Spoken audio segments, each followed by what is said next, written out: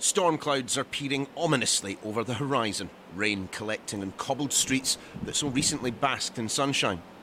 Much like the always too short Scottish summer, the referendum is beginning to fade from the memory. Yet it's supposed to live on in a promise of more devolved powers. Lord Smith will convene cross-party talks to reach agreement on the proposals for further devolution to Scotland. His terms of reference make clear the recommendations will deliver more financial, welfare and taxation powers, strengthening the Scottish Parliament within the United Kingdom. Oh, Ed Miliband should be ashamed! The three Westminster party leaders came to Scotland at the bitterly contested bitter end of the campaign, and they made a solemn vow of yet more devolution. The three agree on a timetable, legislation to be drafted but not passed by May of next year. But that's where consensus ends.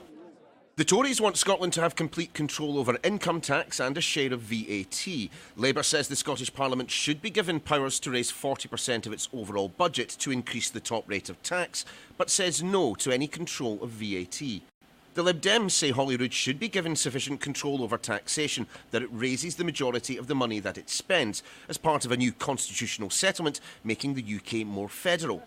The SNP are maintaining the pressure on Westminster, going further than anyone, wanting complete control of tax and fiscal policy, as well as a number of other areas. Perhaps not that surprising, given how close they came to independence. This is just an unnecessary intrusion from Westminster. I mean, it calls itself a command paper.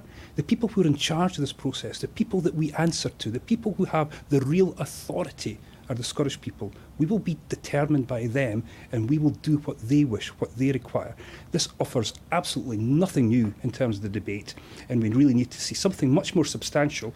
There is growing dissatisfaction here, and not just because the weather has changed so abruptly. The day before the referendum, Scotland was being promised extra powers simply if it voted no. The day after it did, the Prime Minister linked those extra powers to English votes for English laws and a new constitutional settlement for the rest of the United Kingdom. Now, in other parts of the UK, you might have said that Scotland had been bold or googly. Here, plenty of people were just scunnered.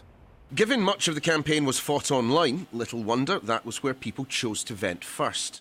Indeed, until powers are delivered, Westminster can expect to be repeatedly accused of breaking its promises.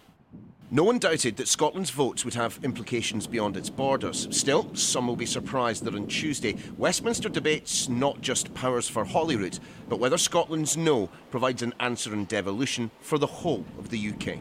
Neil Patterson, Sky News, Edinburgh.